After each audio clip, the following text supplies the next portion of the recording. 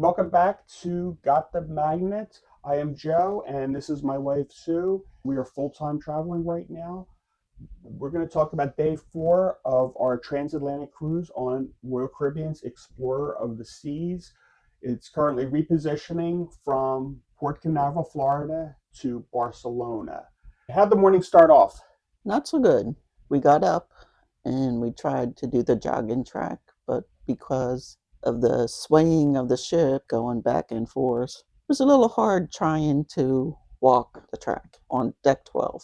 I'm trying to do as part of my cruise marathon 16 to 18 laps a day. I only made it 5 and it just got to be so rough that I was staggering the entire time. Also, the fact that we're dealing with our time change.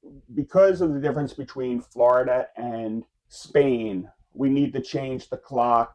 I believe it's 6 times during the crossing.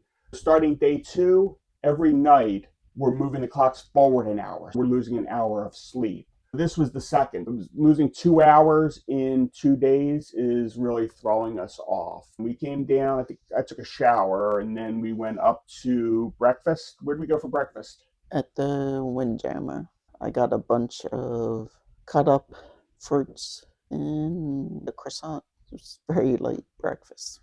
I had some eggs, bacon, a biscuit, nothing really over the top. I did grab some fruit for later. The ship has gotten a little rough starting day 4. It was the first time we really noticed the movement, and my stomach was feeling a little queasy. I took a Dramamine and laid down for a little while. Next thing I know, it was 10:30. But while I was sleeping, you went up to the Peekaboo Bridge, right? Yes. It's a place where it's a long window in the front of the ship where you can see what the captain and his first officers are doing on the bridge. You can see the navigation systems. It actually tells you where we are in the Atlantic Ocean. It's neat being able to shadow them and seeing what goes on the bridge. Luckily, we've been on the bridge a couple times because we've done backstage tours. But it's a nice feature that you don't see on a lot of ships. In fact, a couple people mentioned that they had never seen that before. Funny enough, we went up at night and they have the shades down. I'm not sure exactly what they're doing at night that they don't want us to see, but we've been safe so far. And then afterwards, we went Hmm. up and we found the observation deck helipad in the front of the ship. How did we find that? We had to go on deck 5. We had to go down deck 4 and get up to deck 5. And it was all the way in front of the ship, which is a nice little place because I don't think nobody knows about it. It's one of those hidden gems on a cruise. There's entrances right by the Palace Theater. You go outside and you go up this mystery flight of steps and walk along. They do close it from time to time if the weather is too bad, but it is a nice, quiet place to hang out. We'll probably be going up there regularly. For lunch, we went back to the Windjammer. I believe so. I honestly can't remember what I had. Jammer is a nice buffet, nothing really spectacular, but the food is always good. And being able to go there and eat as healthy as you want and grab a couple donuts, or I think I grabbed several chocolate chip cookies on my way out. We tried to go to the ice show for the 2 o'clock show. What happened there? By the time we got there at 1:30, it was full. Or they had seats, but the pool was in front of you. It was So difficult to find seats. A lot of people got there super early and were saving seats. We decided, okay, let's abandon that. Came back to the room for a little while, and then we caught the 4:15 show. We got there a little before 3:30. Doors opened 45 minutes before the show. The line was long, but once it got in, there were plenty of open seats. We actually got front row seats, which was a lot of fun.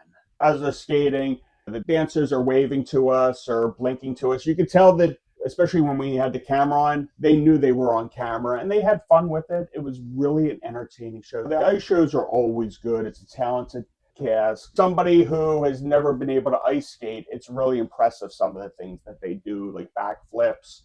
For me, standing up on skates for more than 30 seconds would be impressive. We didn't have much time because by the time that was over, we came back, did a little more work, and then we went up to dinner at Giovanni's restaurant. What type of food is Giovanni's? An Italian restaurant. I had caprese salad. It had tomatoes, burrata cheese. It had the big ball in the middle, and a little bit of pesto and the balsamic vinaigrette. I also had a side plate with Romano cheese and olive oil and balsamic vinegar for your bread. I had garlic prawns and a half plate of the carbonara, and it actually had a boiled egg on it. It was really good. I also started out with the caprese salad. Normally, we try and get two different things, but caprese salad is one of our favorite appetizers. We sometimes we will be redundant on that. I got the ossobuco, which is a veal, and then a side plate of the mushroom risotto, which was really good. I wasn't a big fan of the bread. Normally, I like the bread at the restaurants on the ship. The bread, I was like a sourdough type bread. Didn't do much Mhm. for me. We had rolls at Jamie's Italian Kitchen on Navigator of the Seas, and I thought that bread was a lot better.